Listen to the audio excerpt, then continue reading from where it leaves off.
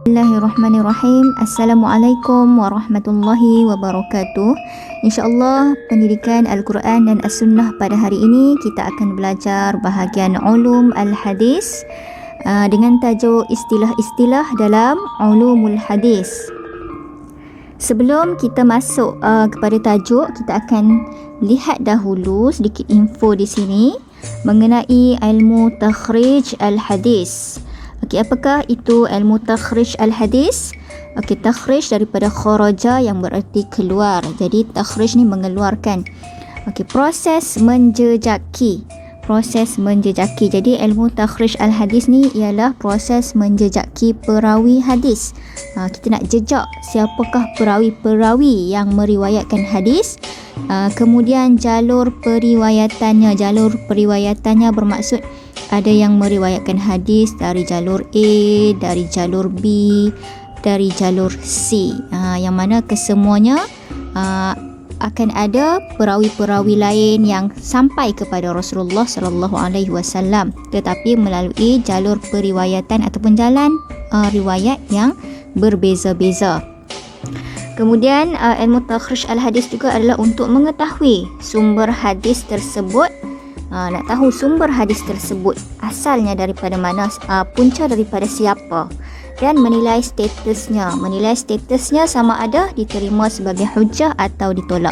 Jadi kita akan menilai status sesuatu hadis itu sama ada kita boleh jadikan sebagai hujah ataupun tidak. Ilmu ini merupakan salah satu daripada cabang ilmu hadis. Jadi ada banyak cabang ilmu hadis sebenarnya yang kita boleh lihat. Contohnya ilmu usulul hadis, ada nama-nama lain lah. Ilmu usulul hadis, ilmu mustalah al-hadis dan juga berbagai-bagai lagi. Jadi ini adalah apa yang kita akan masuk, iaitu istilah-istilah dalam ulumul hadis, iaitu rawi, sanad, isnad, musnid, musnad, matan, al-hakim, al-hujjah, al-hafiz dan al-muhaddis. Yang pertama, kita akan melihat kepada istilah rawi. Okey, apakah yang dimaksudkan rawi? Rawi ni periwayat. Okey, rawi ini adalah individu yang meriwayatkan sesuatu hadis dengan sanadnya sendiri.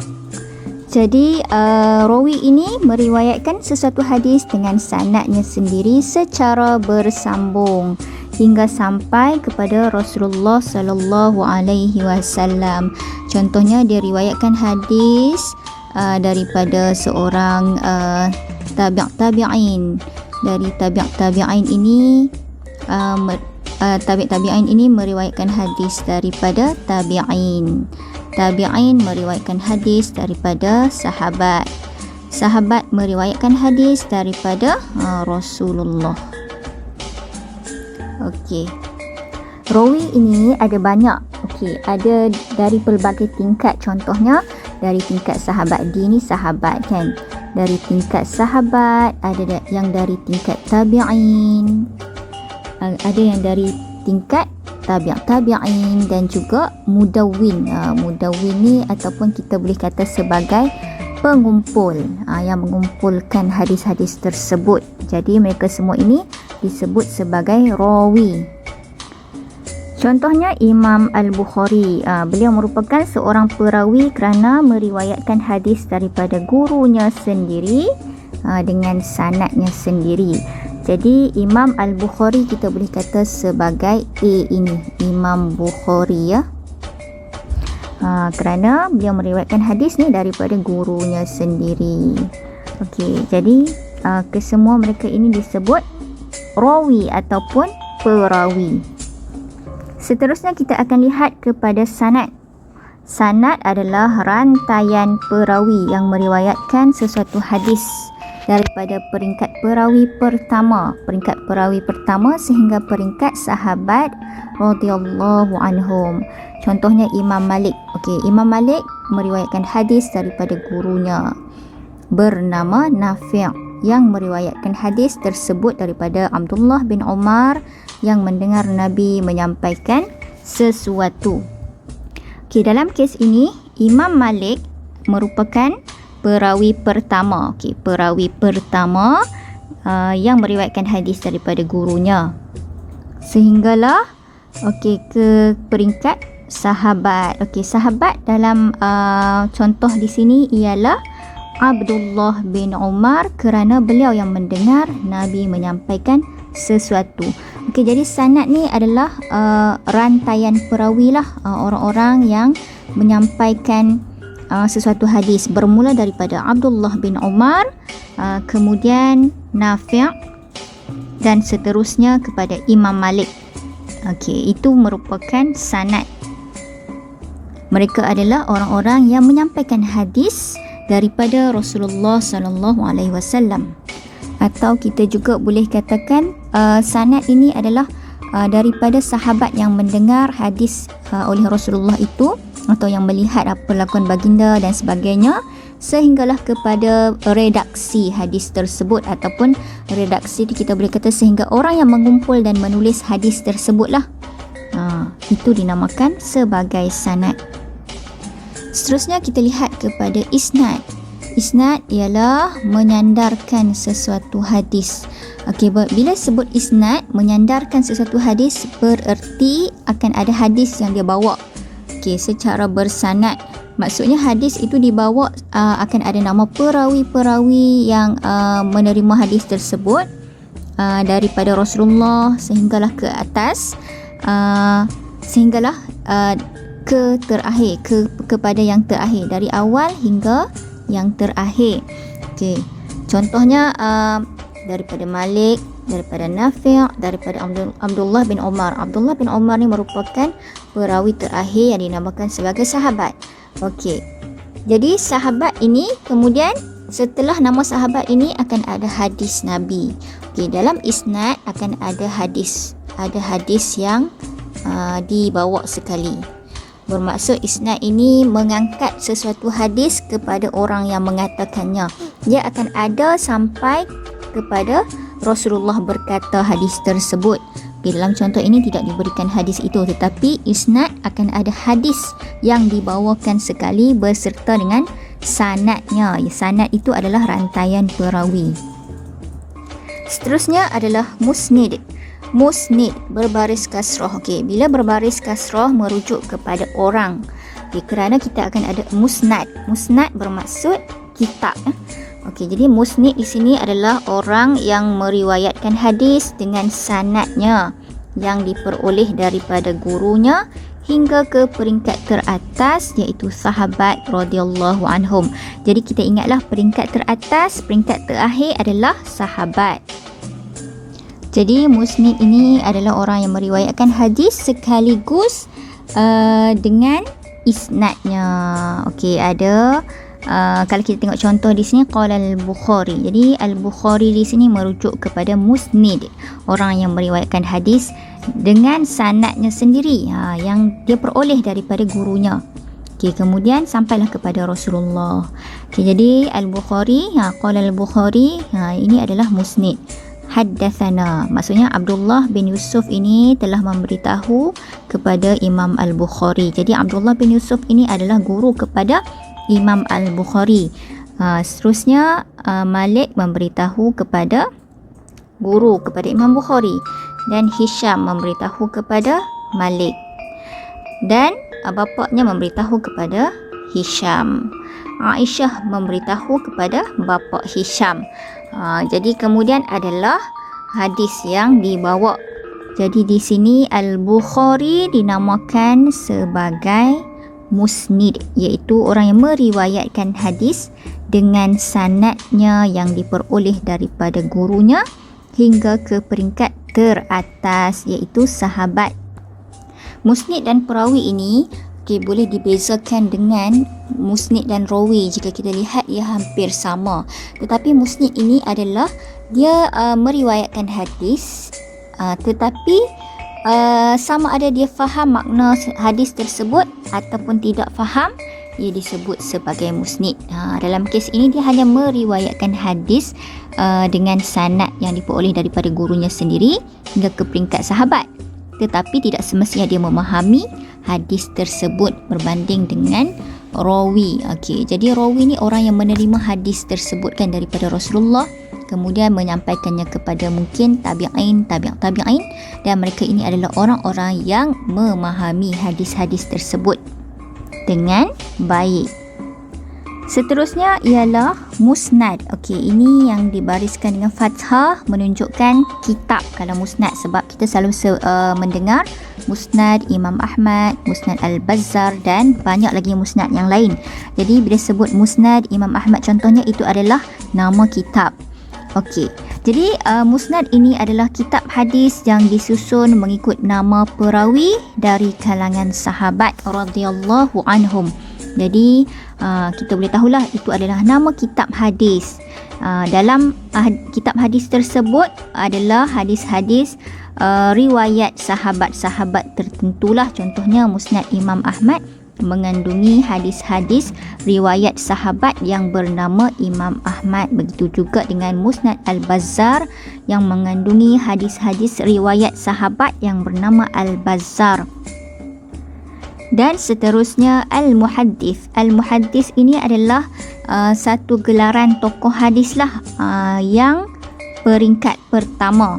Okey, mereka adalah ulama yang mengkaji ya. Okey, mereka ini adalah ulama yang mengkaji al-muhaddis, riwayah dan dirayah.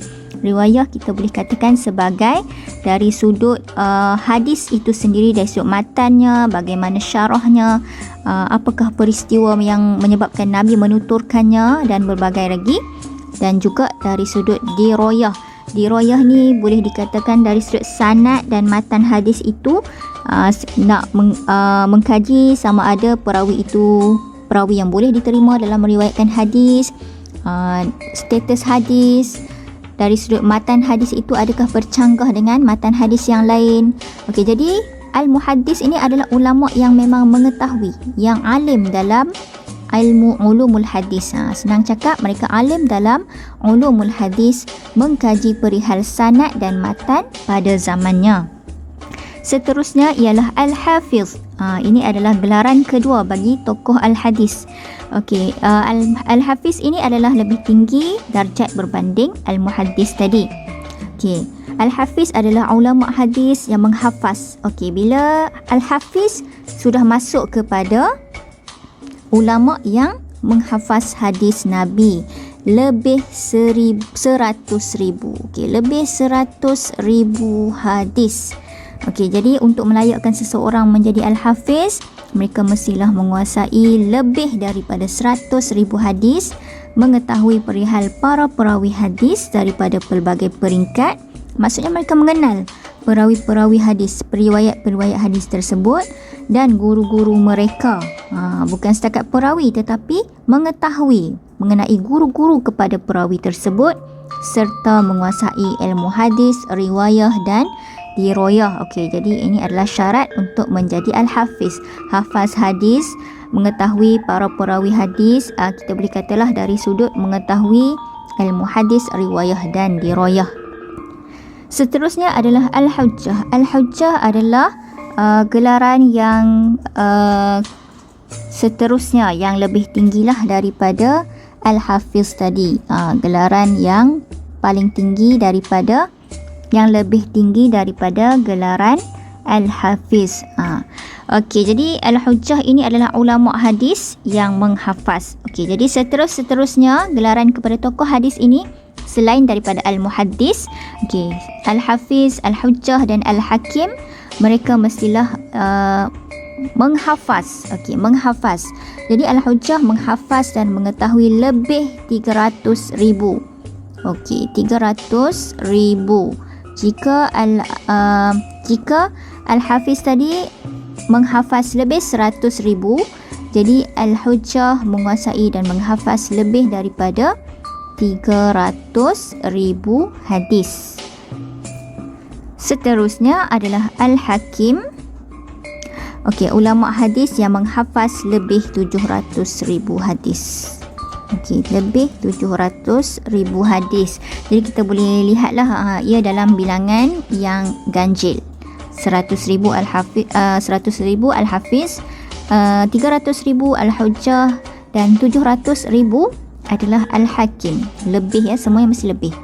Okey, Al-Hakim menghafaz lebih 700,000 hadis daripada sanad dan matan, mengetahui ilmu tentang perihal perawi serta mampu menilai hadis yang boleh dijadikan hujah ataupun ditolak. Okey, jadi boleh menilai hadis itu boleh tak kita nak jadikan dalil dan hujah ataupun tidak boleh.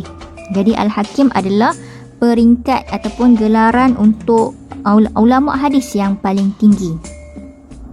Seterusnya kita lihat kepada matan. Matan ini adalah teks sesuatu hadis atau sesuatu lafaz yang diriwayatkan. Contohnya, innamal a'malu binniyat. Okey, itu adalah apa yang Nabi lafazkan. Jadi apa yang Nabi lafazkan, apa yang Nabi buat yang diriwayatkan oleh para sahabat itu, okey, itu adalah dinamakan sebagai matan.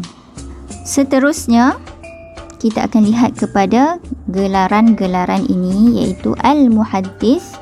Okey, tadi kita dah masuk sikit, cuma diperincikan di sini.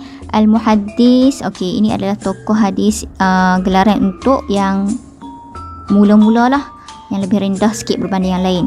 Kemudian selepas al-muhaddis ialah al-hafiz, kemudian al-hujjah, dan seterusnya yang paling tinggi adalah al-hakim.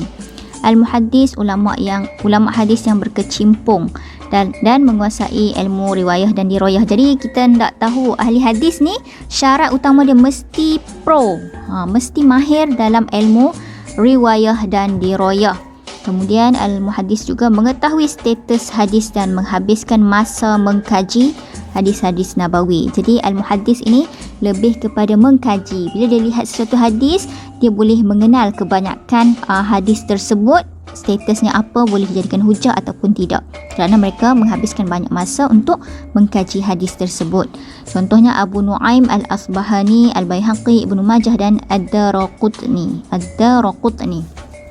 Seterusnya Al-Hafiz adalah ulama hadis yang menghafaz. Okey, daripada Al-Hafiz ini ada menghafaz lebih 100,000 hadis. Contohnya Al-Mizzi, Al-Iraqi, As-Sakhawi, Al-Zahabi. Kemudian Al-Hujjah, ulama hadis yang menghafaz lebih 300,000 hadis beserta dengan sanadnya. Tokohnya Hammad bin Usamah, Abdullah bin Muhammad, Uqail bin Khalid, Abdullah bin Yusuf. Al-Hakim pula adalah martabat tertinggi bagi ulama hadis. Al-Hakim, ya. Mereka menghafaz lebih 700,000 hadis beserta dengan sanad. Tokohnya adalah Al-Hakim An-Naisaburi, kemudian Abu Daud, At-Tirmizi dan Ibnu Hibban. Sebelum masuk kepada iktibar dan usaha ini, saya hendak menjelaskan mengenai Imam Al-Bukhari. Okey, kita tahu Imam Al-Bukhari, contohnya Imam Muslim, contohnya terkenal dengan Sahih Bukhari dan Sahih Muslim mereka. Contohnya Imam Al-Bukhari, nama kitab yang popular yang kita panggil Sahih Bukhari itu, nama asal kitab tersebut adalah Al-Jami' As-Sahih Al-Musnad Al-Mukhtasar min umuri Rasulullah sallallahu alaihi wasallam wa sunanihi wa ayyamihi. Jadi Imam Al-Bukhari ini, daripada semua gelaran kepada ahli hadis tadi, beliau digelar sebagai Amirul Mukminin fi Ulumil Hadis, iaitu ketua orang-orang mukmin dalam ilmu-ilmu hadis ini. Begitu juga dengan Imam Muslim. Jadi Amirul Mukminin ini tidak disenaraikanlah dalam gelaran ahli-ahli hadis tadi. Jadi Amirul Mukminin ini adalah darjat tertinggi bagi semua imam hadis, berfungsi sebagai khalifah yang menyampaikan sunnah. Okey, mereka ini adalah paling tinggilah berbanding dengan Al-Hafiz, Al-Hujjah dan Al-Hakim tadi. Jadi mereka digelar sebagai Amirul Mukminin. Seterusnya kita lihat kepada iktibar dan daripada usaha dan pengorbanan ulama hadis sebagai panduan dalam kehidupan kita. Okey, jadi kita perlulah gigih memelihara hadis dengan menghafaznya melalui tulisan atau ingatan. Jadi ini adalah apa yang kita perlu usaha lakukan sebagai umat Nabi Muhammad SAW, kerana Nabi Muhammad sendiri sangat mencintai orang-orang yang mencintai hadisnya dan sunnahnya. Contohnya bagaimana kita lihat Imam Al-Bukhari saat hampir wafat, sahabat beliau telah bermimpi bahawa beliau telah ditunggui oleh Nabi Muhammad dan sahabat-sahabatnya di suatu tempat, dan tidak lama setelah itu beliau pun wafat. Setelah kewafatannya, kuburnya itu berhari-hari berbau wangi sangat, lebih wangi daripada kasturi. Jadi kita lihat bagaimana Nabi mencintai Imam Al-Bukhari ini sehingga Nabi menunggu beliau ketika hampir wafat. Seterusnya, sentiasa mengkaji status hadis untuk mendapatkan ajaran Islam yang sebenar. Okay, kita perlu tahu status hadis sebelum kita sebar kepada orang lain dan sebelum kita mengamalkannya. Menuntut ilmu dengan tekun, menuntut ilmu dengan tokoh ilmuwan dari pelbagai negeri walaupun jauh. Berusahalah sekarang pelbagai medium yang boleh mendekatkan antara kita dengan tokoh ilmuwan asalkan kita berkehendak. Seterusnya, memilih guru yang bertakwa dan mempunyai disiplin ilmu yang tinggi dalam penyampaian. Jadi sebenarnya adab berguru, kita perlu memilih guru yang bertakwa. Dan sebagai guru, kita seharusnya berusaha memperbaiki diri kita supaya menjadi guru yang dimaksudkan di sini. Barulah anak-anak murid kita menjadi pelajar-pelajar yang bertakwa juga. Seperti mana ulama-ulama lain, mereka melihat kepada guru manakah yang mengajar mereka, dan daripada situlah mereka, murid-murid ini akhirnya menjadi murid-murid yang bertakwa dan lebih baik daripada gurunya yang sebelum ini. Wallahu a'lam. Semoga apa yang baik dapat kita jadikan sebagai teladan dan pengajaran dalam hidup. Wallahu a'lam.